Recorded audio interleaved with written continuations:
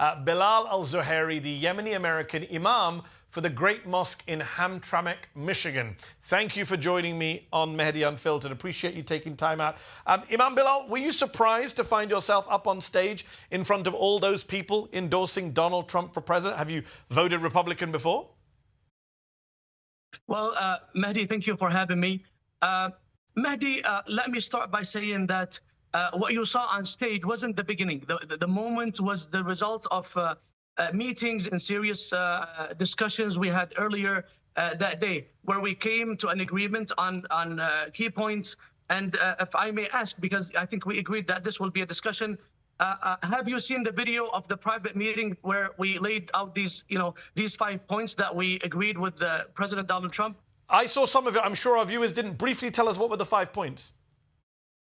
Okay, so we focused on 5 key points, things that we believe are critical for the future of our country, our community, and even the world. President Trump did not just hear these points; he fully acknowledged and committed to each one of them. So what happened on stage, Mehdi, was really a public acknowledgement of this, I would say, historical agreement. Imam, because time is short, just briefly tell us what are the 5 points. Allow me to say this. I mean, I'm surprised that you did not see the video, and yet on X you posted that this is madness. I don't know based on what you judged that me and my colleagues, all of these imams that endorsed Donald Trump, that this is madness, and also you reposted some of the posts that were attacking us personally. So I'm surprised because, because hold on. If you're going to bring up my post, that was about your speech, and we played your speech to the viewers. So I do believe it is madness to say that Donald Trump promises peace when he doesn't promise peace. It was a reference to your specific claim.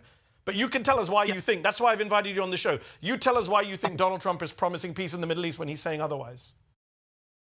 Okay, so the reason why I really thought that it would be a better idea that you have the full picture, because if you did not see the video, if you did not see the video and the agreement and the points that we agreed, President Donald Trump and also these imams, and you just show the people the fruit or the outcome and the endorsement. I think here the picture is Imam, you still haven't told our viewers what the 5 points are.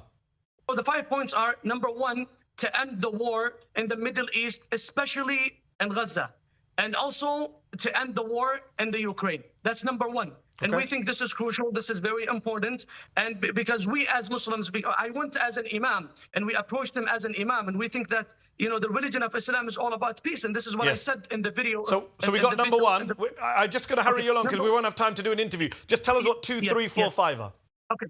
Number 2 is that he promised, or actually, we demanded that that he will protect the family values, especially when it comes to curriculums and school, which he made that clearly in his speeches and also in his meeting, the meetings that he has privately or publicly, and also number 3, that he will include Muslims.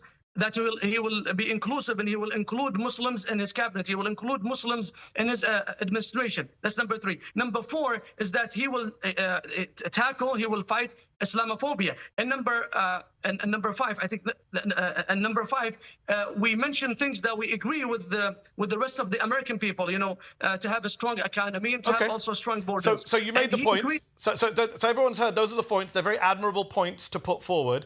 Look, Mehdi, I haven't claimed that President Trump is a saint or infallible. No, you claimed he's a peace candidate. So let's just talk about that. How is he the peace candidate?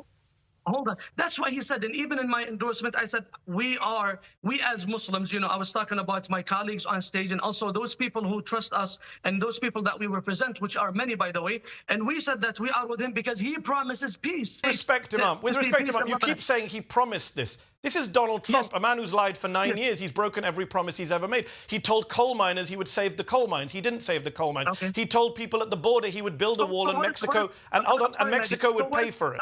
Listen, what is the other party offering? I'm not here to defend the other party. You don't have to vote for the Democrats either. I'm just wondering why you're... Let me finish, please. You could vote for Jill Stein, Imam. You could vote for your Joe Biden. stand. Hold on. Your stance and your position, and your position now from Donald Trump is based on 9 years of watching him say and do things. Hold on. Assumptions and speculations. No, it's not.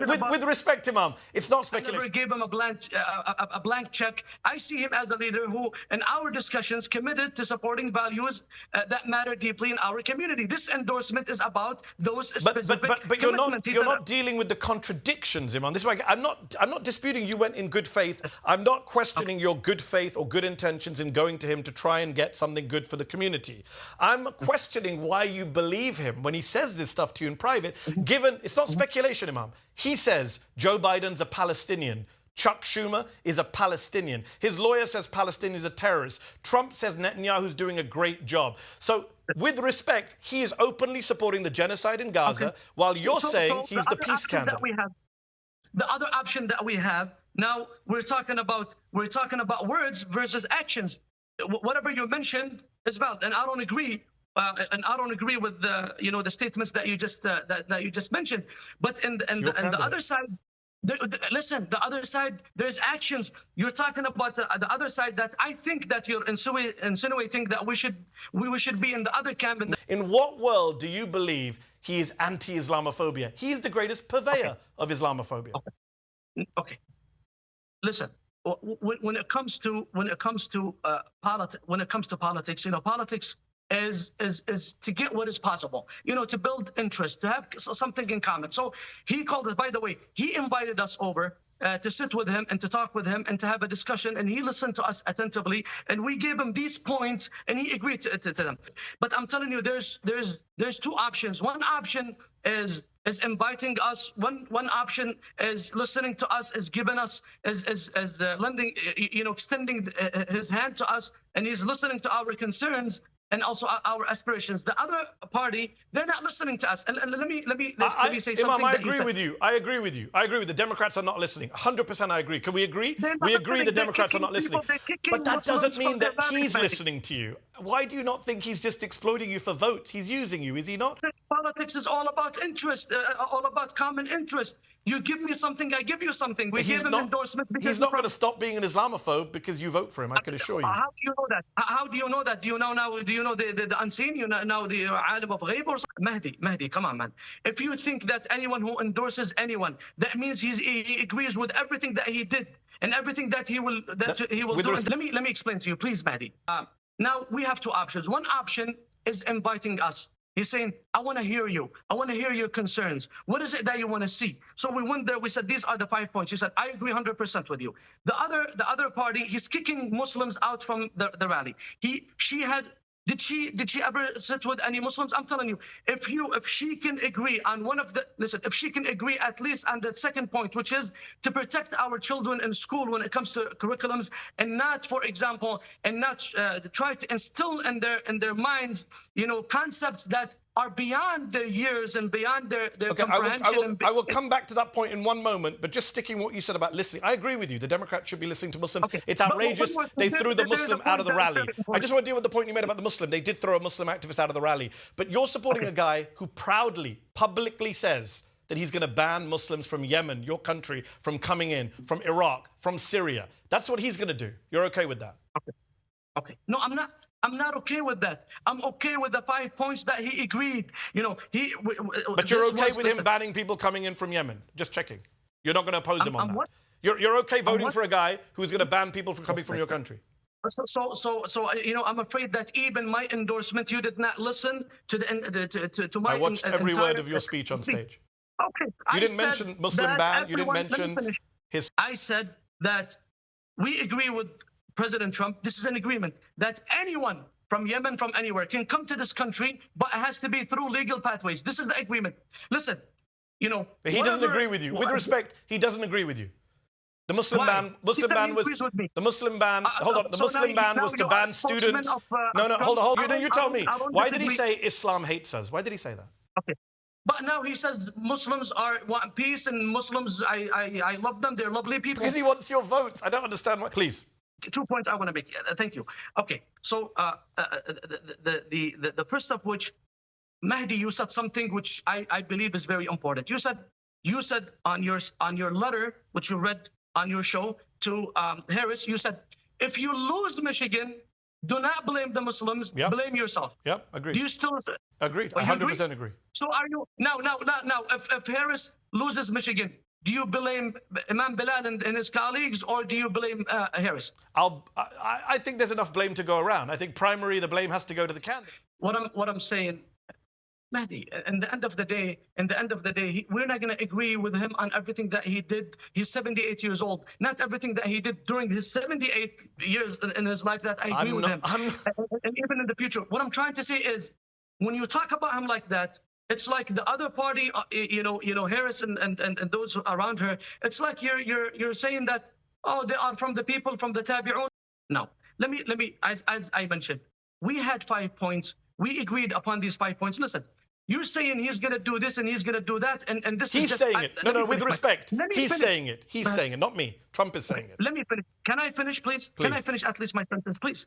So, you're saying he's going to do this and he's going to do that. These are words. We don't know if it's going to happen. We don't know in the future if it's going to happen or not. We're talking about actions taken right now. Harris and ABC News, when she was asked, would you do anything different than Biden? She said, no, I will do the exact same thing. And she was, listen, Trump going to do anything different? You're talking about, huh? Is Trump going to do anything different? He won't even call for a ceasefire. At least Harris has called for a ceasefire. He refuses to call for a ceasefire. Mehdi, you're talking about the second most powerful person in the United States. A person who says that I was with Biden in every decision that he made. Yeah. Including the war in Gaza. We agree on Harris. She's bad on Gaza. We agree. We agree.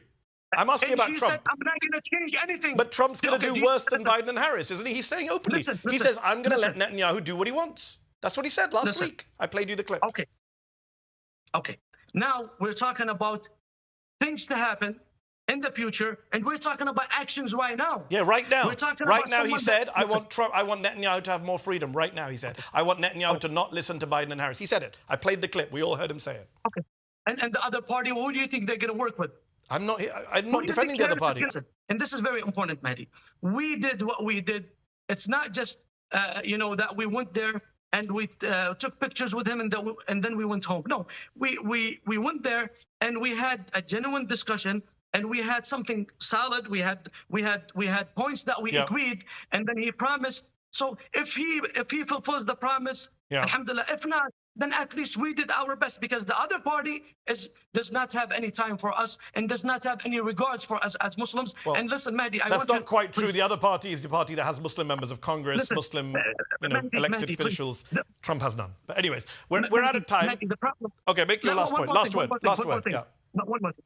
Mehdi, the Democratic Party, they have to understand that, because I think for the last maybe 10, 20 years, they took us for granted. They say, oh, listen, don't worry about the Muslims. They're going to vote for us. But now they understand that, no, I mean, we're not in your pockets.